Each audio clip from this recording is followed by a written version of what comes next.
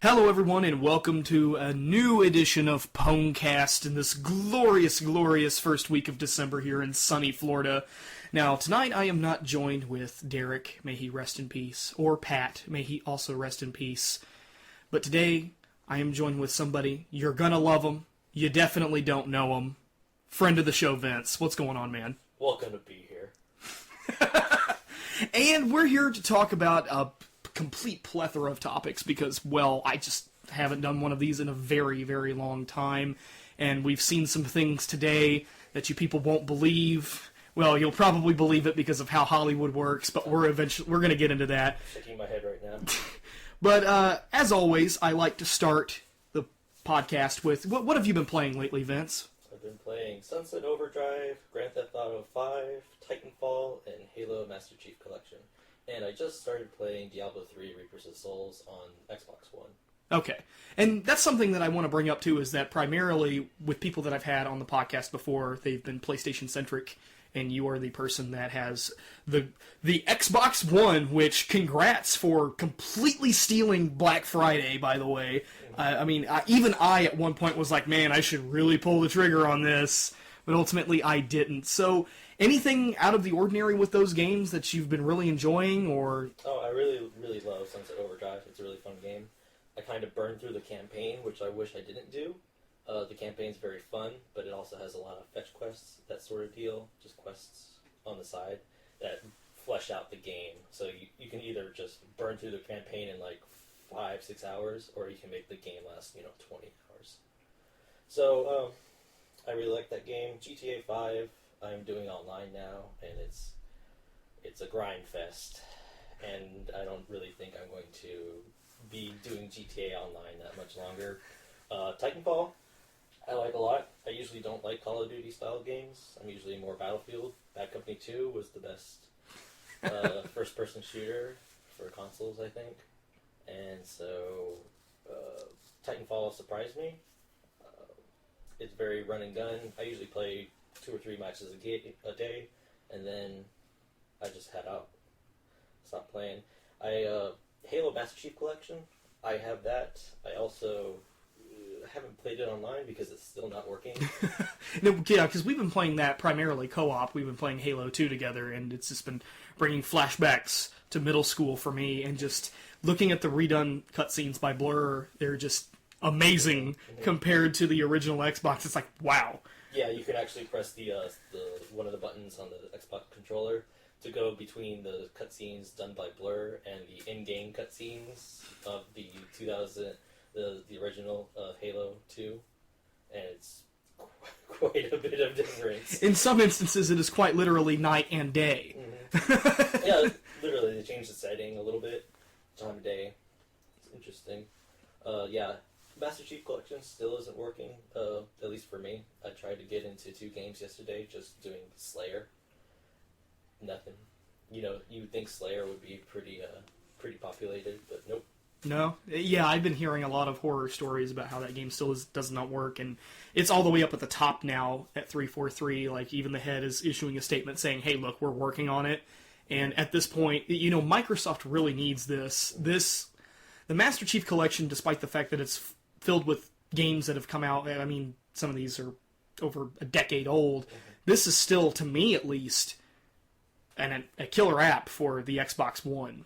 And hell, it was one of the reasons why I wanted to pull the trigger on one close to Black Friday. But then you get to the multiplayer, and I was like, maybe I should wait on this.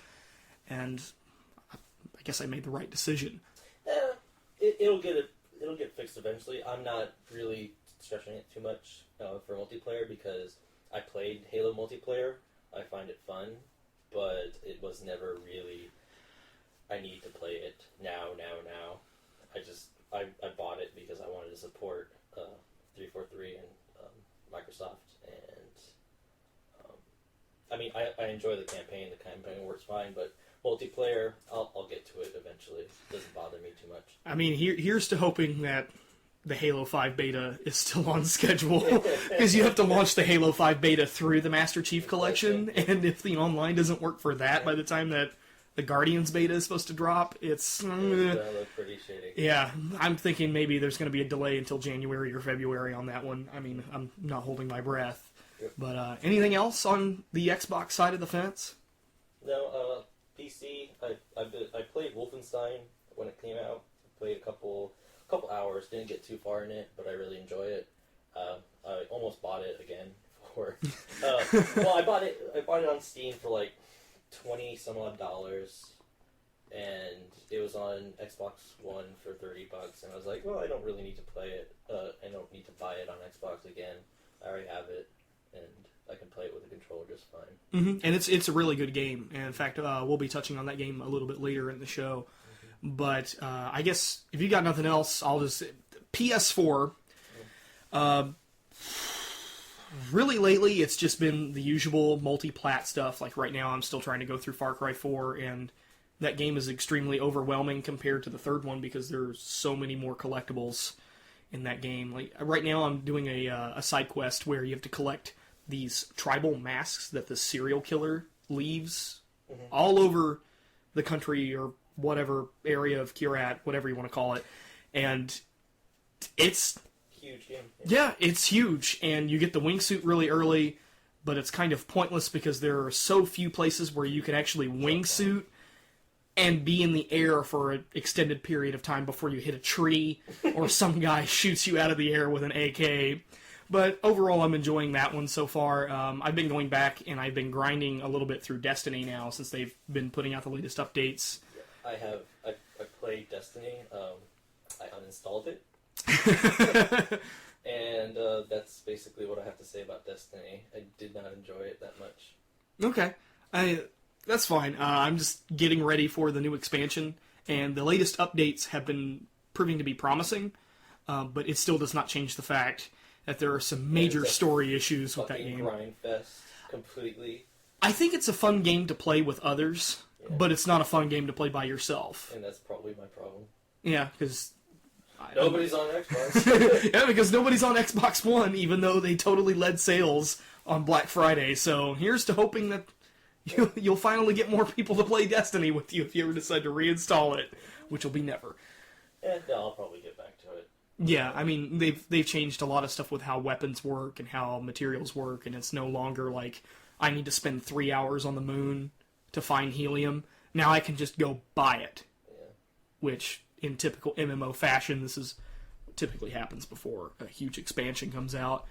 Other than that, I've got GTA 5 for me is still in the shrink wrap. I'm not opening that until I finish Far Cry 4.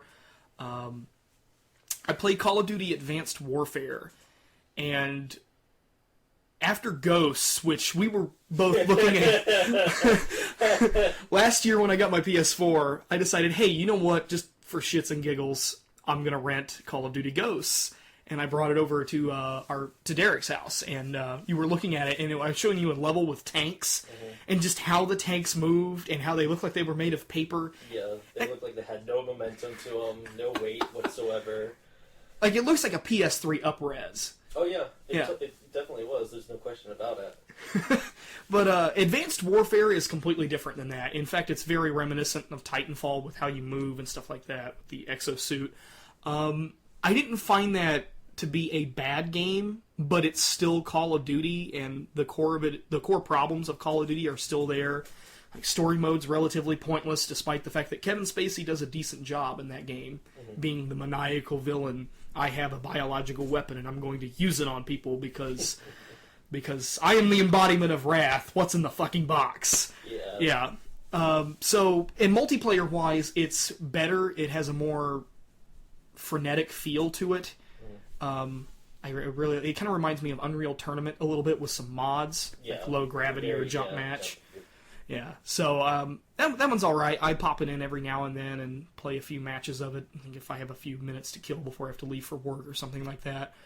But here's to holding out until February for the Order 66. and the Resident Evil remake remaster that'll be coming out.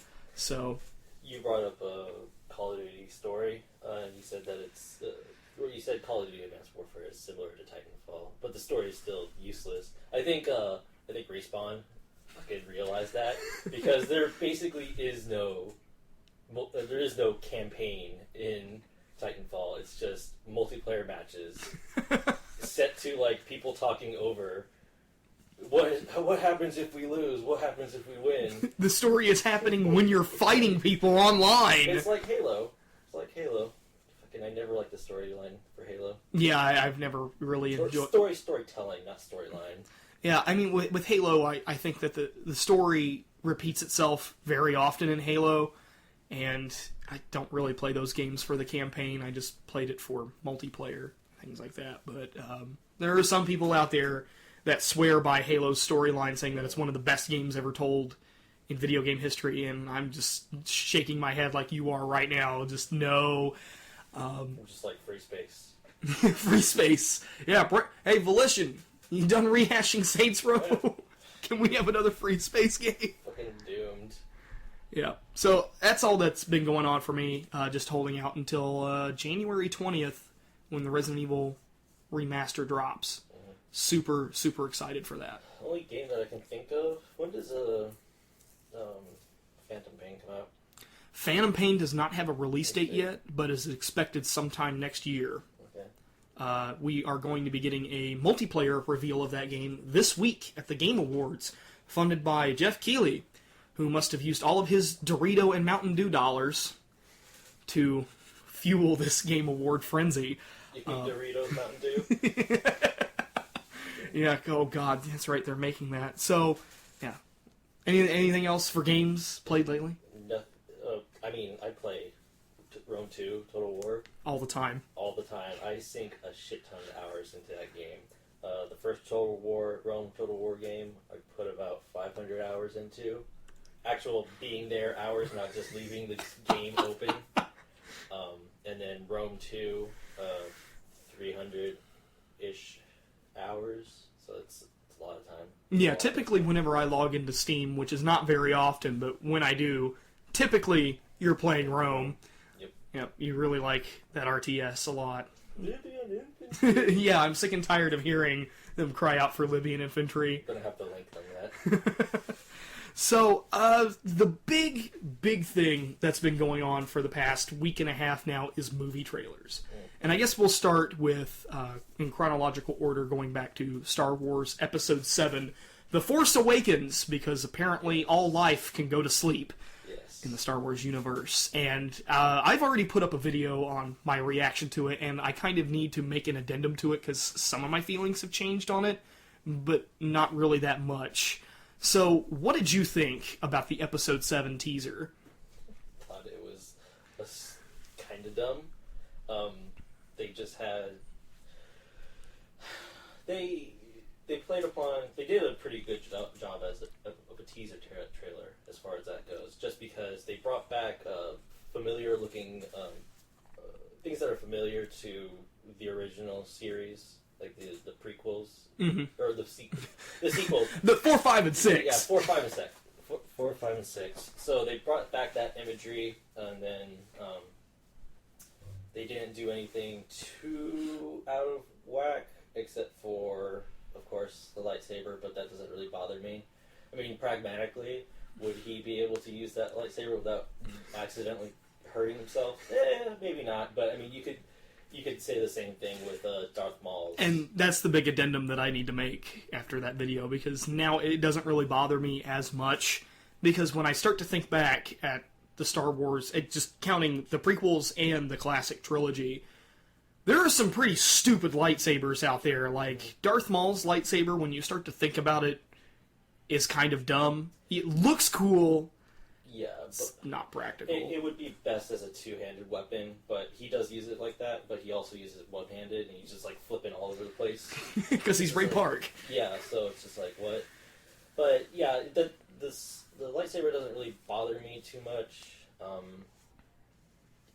The biggest thing that fucking pissed me off was the fucking soccer ball robot. It's like, what what is this? Well, it's an improvement over R2-D2, because if you know R2-D2 just rolling through sand, like barely moving over rocks, like sometimes has to step over objects. Now you just have a ball that will go woo. Yeah, our friend, our friend Derek, he showed us, you know, the remastered versions of The special editions. the special editions where they have R2-D2 hiding behind a rock. So the little robot is run through the desert, and they just have the fucking overlay of the rock right over it. It was really, I like that trailer a lot. Thinking when the Sith ignites his lightsaber, like so many other things come out of it. I'm just like, oh god. And but still, my big thing about that teaser trailer was, and what I was hoping for. I'm not saying that you have to have all three of them in there, but just give me something. Give me Harrison Ford. Give me Mark Hamill. Just if it's even one shot. They don't even have to say a word. They just need Carrie Fisher As Jabba the Hutt. Yeah. Smoking cigarettes and downing Percocet. Spiraling further and further into depression. Yeah, we need a Princess Leia circa the Blues Brothers, where she's crazy and she wants to kill John Belushi. It's with AR-15s and explosives. No, the Star Wars was never really. I never really cared that much about Star Wars. When I was a little kid, I liked the prequels just because they were flashy and all that stuff, and the 4, 5, and 6, I liked them. I never really cared too much about it. I never was like that fantasy about it. I never thought myself of being like Luke Skywalker or something like that. So I enjoyed the games, like on GameCube, Rogue Squadron, all that stuff. But Star Wars was never really that big of in my childhood, so it doesn't really bother me that much. Okay. It's hard to piss me off about Star Wars. Well, see, I'm the complete opposite with that, because I actually have a small story involving Star Wars when I was younger. My grandmother introduced me to A New Hope when I was younger, and I watched that all the time because it was awesome. It had space battles, lasers, space wizards, if you will, and I asked my mother one day if they ever made any more of these movies, and naturally there's Empire Strikes Back and Return of the Jedi, and my mom and dad both said no, they never made any more of those movies. So then for my birthday one year, my grandmother buys me the VHS special edition set, and I just look at my parents and I'm like, you lied to me, there were more. You motherfuckers. You lied to me. And so I'd always been big into Star Wars. Like I think when I was 5 or 6 years old, I was Darth Vader for Halloween or something like that. And so I've always been really big into it, read the extended universe in middle school and high school. And to see it now out of Lucas's hands after the prequels, I'm actually kind of happy. Because those prequels... Yeah, they were pretty bad. Yep. I hate sand. I hate sand. It gets everywhere. Yep. The laugh track overlay. I can't love you, I'm a senator. So, episode 7 teaser. I mean, it's a teaser. I'm assuming that they're saving all the big flashy stuff Harrison Ford. They started principal shooting in when? Oh, it wasn't too long ago. Yeah, so they what the fuck do we got? What footage we got? And what do we got? There? We got shots that are entirely CG, like the X-Wing and the Millennium Falcon. Do it. Mm-hmm. And so yeah, I mean, episode 7 teaser. Again, it's a teaser. I'll just wait for the full trailer. Speaking of teasers and trailers, we got the teaser yesterday for Terminator Genesis, which is what I'm calling it because that is not how you spell Genesis. And we got the full trailer for the film today. And I watched the teaser last night, and the teaser last night had a T-1000 in it, it had the Time Portal in it, and then it had Schwarzenegger with an exposed T-800 arm. It looks fucking awkward angle. Yeah, it's a really strange angle. Also, the arm looks completely horrible compared to the awesome animatronics from Terminator 2. Yeah, rip in peace, Stan Winston. You will be missed. So we got the full trailer today, and I already knew that they were going to be like they were going to kind of change some things around. I put that in quotation marks because, you know, Jai Courtney has been casted as Kyle Reese. You have what's-her-face with the dragons from Game of Thrones I'm gonna figure that out as Sarah Connor. And I guess there's a T-1000 in the movie, and then we get the full trailer today, which opens up with the whole future war thing, and probably some of the worst scar makeup I've ever seen on a future John Connor. Like, he looks like Jigsaw from The Punisher. Like, that's how bad his face looks. It looks like somebody just put a piece of plastic over his face to give him scars. Yeah, Sarah Connor is now played by Amelia Clark. Which is like, what? I mean, she kind of looks like Sarah Connor. Yeah, in the trailer, she does a pretty serviceable job of looking like a young Sarah Connor. Mm-hmm. But, God, the CG T-800s, which we already had to deal with in Terminator Salvation, they didn't look good then. They don't. And when some people will probably say, well, it was a practical, but there was never a practical T-800 in Salvation. Mm-hmm. But, God, it just looks so bad. They're completely retconning the series with this movie. Yeah, this trailer... yeah, it wasn't good. It wasn't good. Basically, they did the same thing that Star Wars did, and they just went off the checklist. What do the people want to see in their teaser trailer? I'll be back. I'll be back. Come with me if you want to live. Come with me if you want to live. A shape-shifting robot. Yeah, and then they have Kyle Reese going back into the very opening of Terminator 1 where he's being chased by the cops and he goes into the clothing store. Mm-hmm. They had that, and then... Instead of it actually being a cop, it's a T-1000, which... Yeah. Why does the T-1000 have to be a cop? Yeah, so it's just going to further confuse the storyline of Terminator, because they say, this time we're going to fix it, we're going to make it, this is going to be canon. And it's like...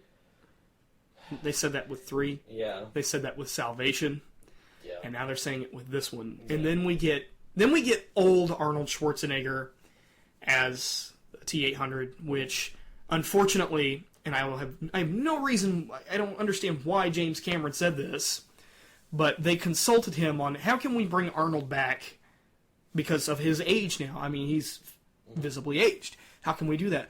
Well, I established that it's living tissue over a metal endoskeleton, so the skin ages, and I'm just like, go fuck yourself, Cameron. Go make another Avatar movie.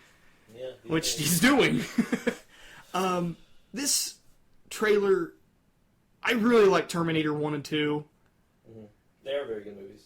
Yeah, one's an amazing horror film, the other one's an awesome action movie, if not one of the best action movies ever made. What do you mean, Strike Commando isn't better than Terminator 2? Our Father who art in heaven, jump from water. And the thing that probably pissed me off the most, and I made this comment to you when we watched it, I'm like, this is going to be a cut and paste movie. Yeah. Where, at one point...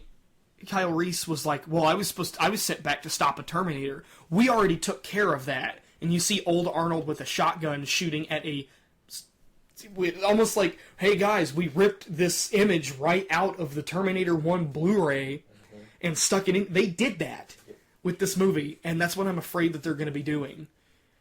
Yep. We can stop Skynet. We can prevent Judgment Day. You guys don't know how time works, do you? It's like, yeah, you've been trying to prevent Judgment Day since, like, what, T2? So, Yeah, because in T2, totally said they stopped it. Yeah. Terminator 3 happens, Arnold Schwarzenegger comes and says, Judgment Day's inevitable. Mm-hmm. Salvation happens, Judgment Day's already happened, now we're dealing with it. Mm-hmm. This one, we're going to stop Judgment Day once and for all. And then until this one flops, and then they decide, hey, we can try again. Yeah, because this is supposed to be part 1 of 3.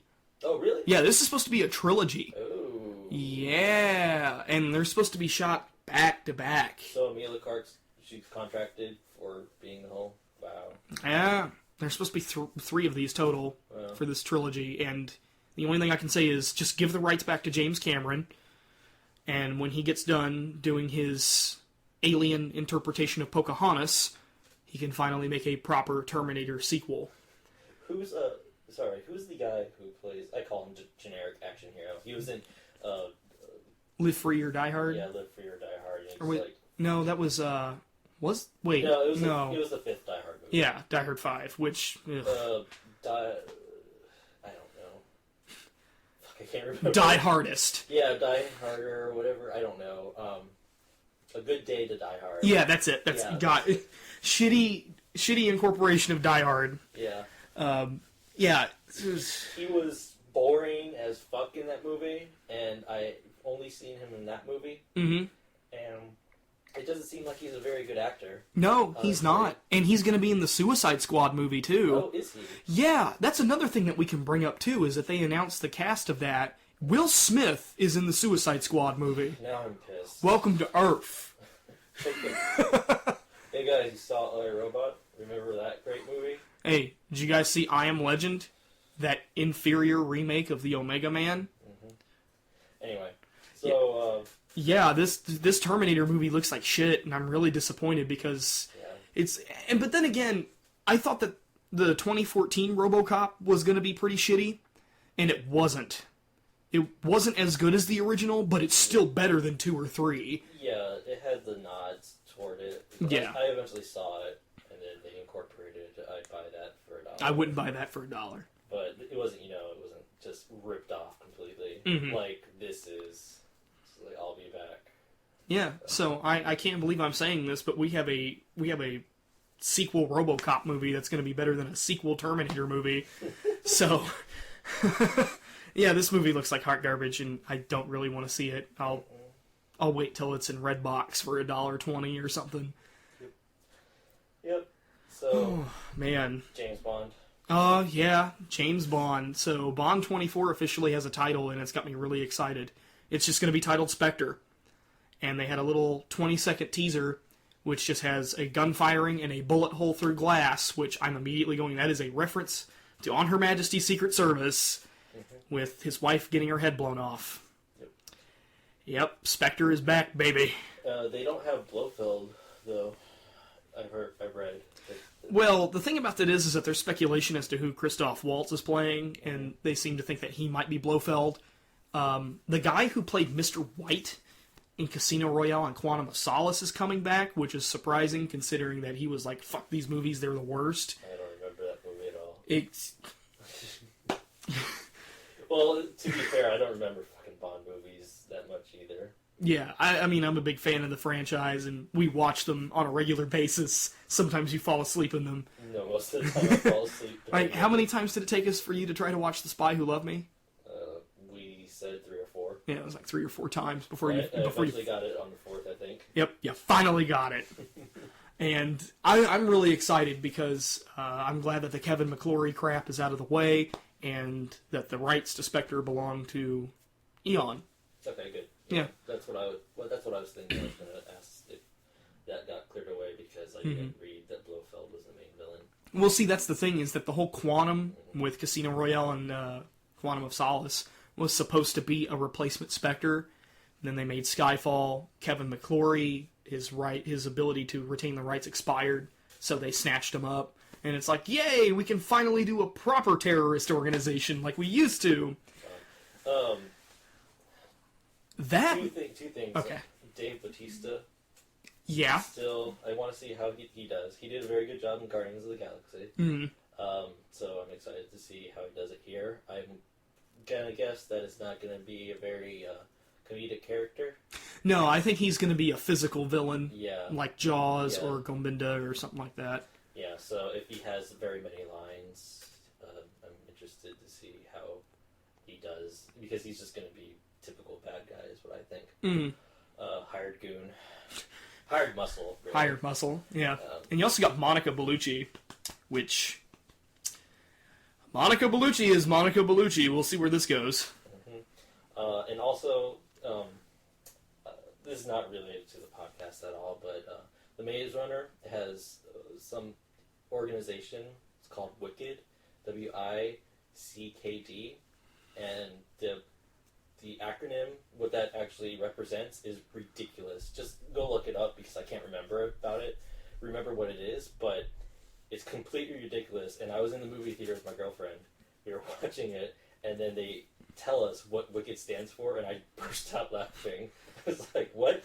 Well, it sounds like the author just kind of needed to make a name that was evil and wrote words to get into that. Well, to be fair, Spectre's kind of like that, too. Yeah, that's what I was saying. Because I think Spectre stands for, like, Special Executive Counterintelligence, Terrorism, Revenge, Extortion. Yeah. I'm just like, well, Words. Ian Fleming's like, what's a really cool word? Spectre. I see the Spectre of Defeat. The Spectre of Defeat. Thunderball. Great movie.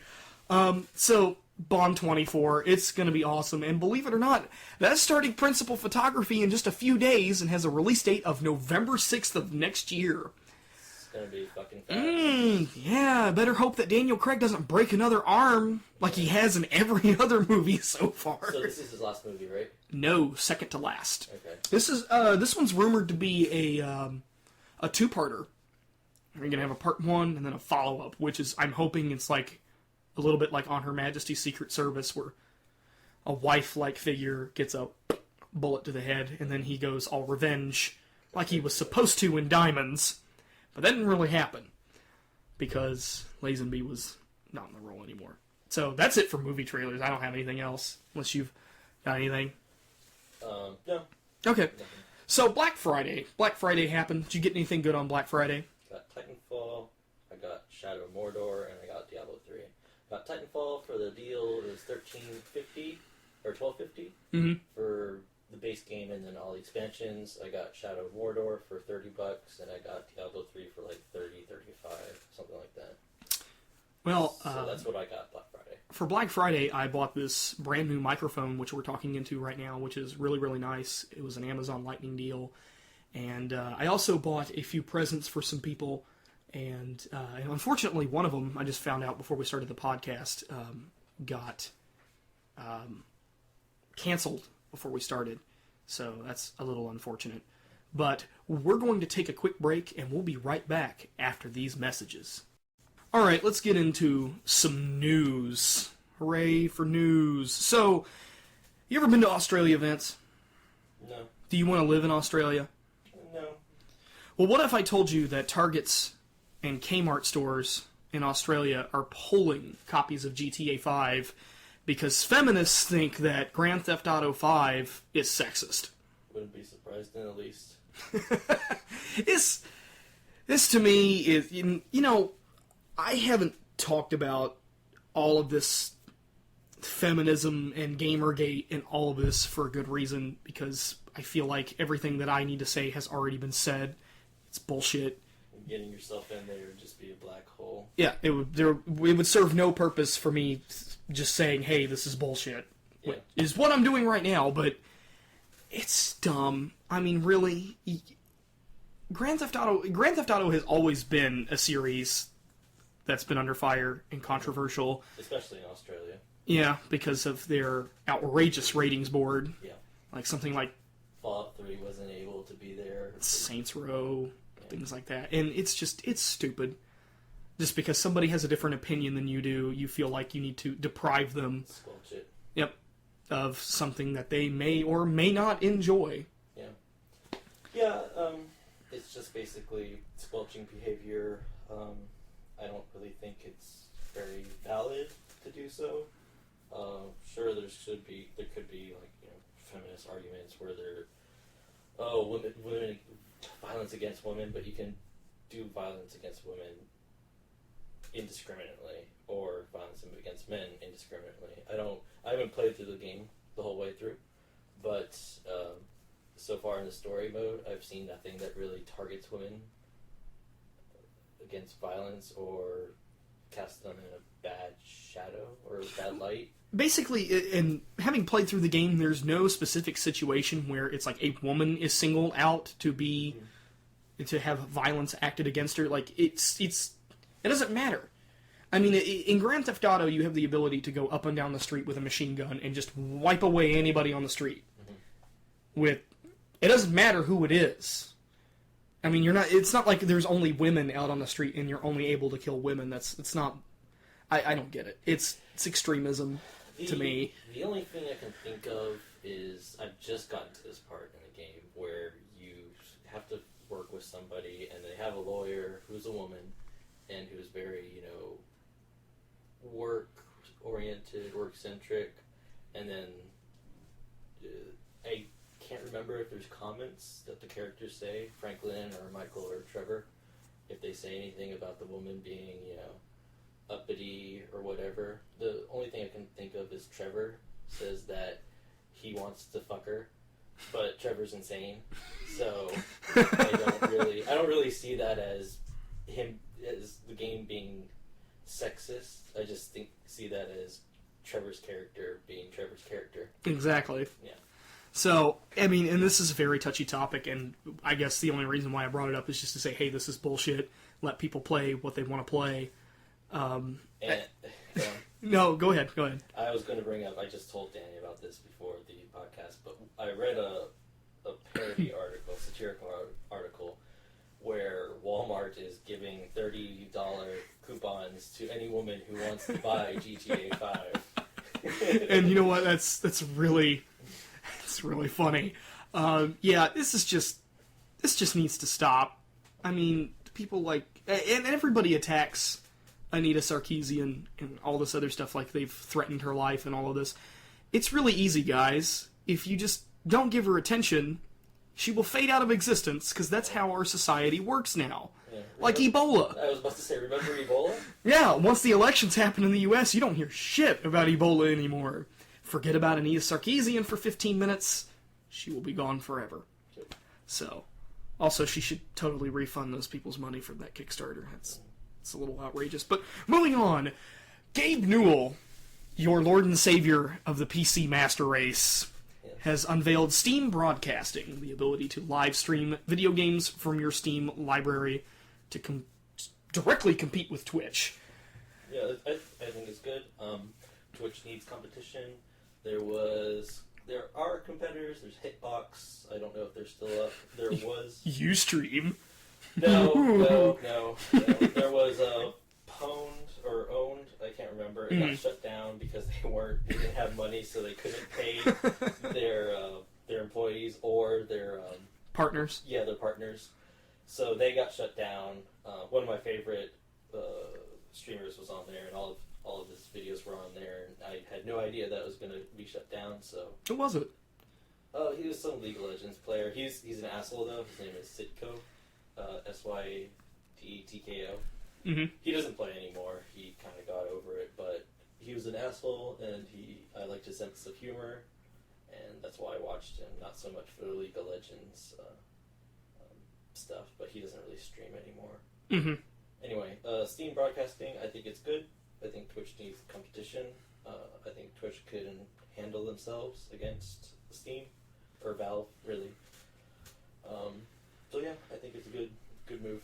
Well, do you think that people will catch on to Steam Broadcasting when Twitch is already so deeply in the ground that it's kind of like there's going to be a minority of people that'll do Steam Broadcasting? I mean, it's convenient. Yeah. The fact that you can just go, hey, I'm going to hit a button and then I start streaming right here on Steam. Yeah, exactly. It's like the Google Plus situation. Well, I would think that Steam Broadcasting would be better than Google Plus. Yeah, well, Google Plus was fucking a terrible product, and God. Anyway, I don't like Google Plus at all.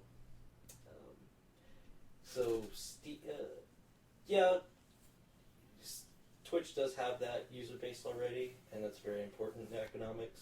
People pay billions of dollars, just like whatever Facebook bought. That company. Oculus Rift? No, it was some messaging company. Sure. It wasn't Instagram? No, it wasn't. It may have been. It's not Instagram. It's not what I'm thinking of. It's something popular. I can't remember. But they had a very, very, very large user base, and Facebook just spent like $7 billion or some crazy amount of money just because they had such a large user base. So user base is important.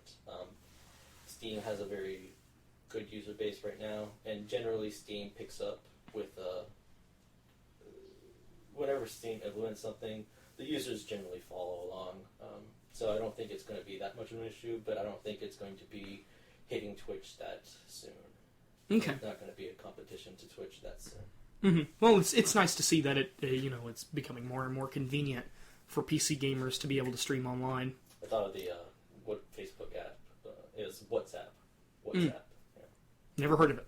Yeah, it's like an iMessage sort of deal. Okay. Well, to round out the show for today, we're going to talk about some Game of the Year candidates. Vince, do you have any Game of the Year candidates, or has 2014 just been a complete drought for you? I would say Rome 2 Total War, but that came out 2 years ago. Still playing it, still going strong. Still going strong. No, I've only finished... The only game that I finished recently is Sunset Overdrive. I really like it. When I got it, I had a ton of fun. I do intend to go back to it with a new character, with all the once the DLC is released, Mm-hmm. and yeah, it's really the only game that I finished. So yeah, I can't. I mean, I have GTA 5, I have Titanfall, I have Halo, but I've already played Halo Master Chief Collection. What's the matter? Watch Dogs not good enough for you for Game of the Year? Yeah, except for Halo 4. I didn't play Halo 4. I mean, Halo's pretty good, but it's not Game of the Year for me. Mm-hmm. Titanfall, haven't played through. Probably wouldn't be Game of the Year either.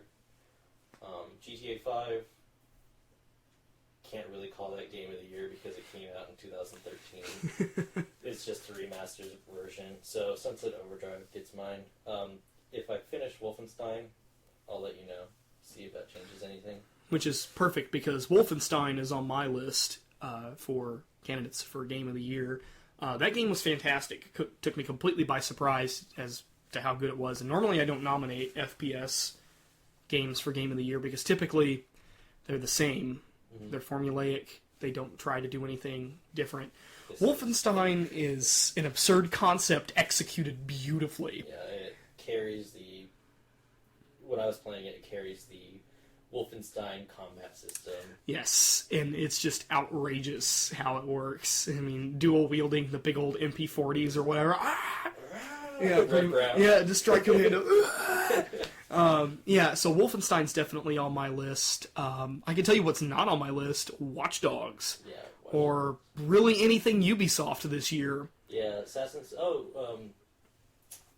Creed Unity. Ubisoft released said that they're giving out a free game. Mm-hmm. Yep, which is good on them, but it should have been fixed.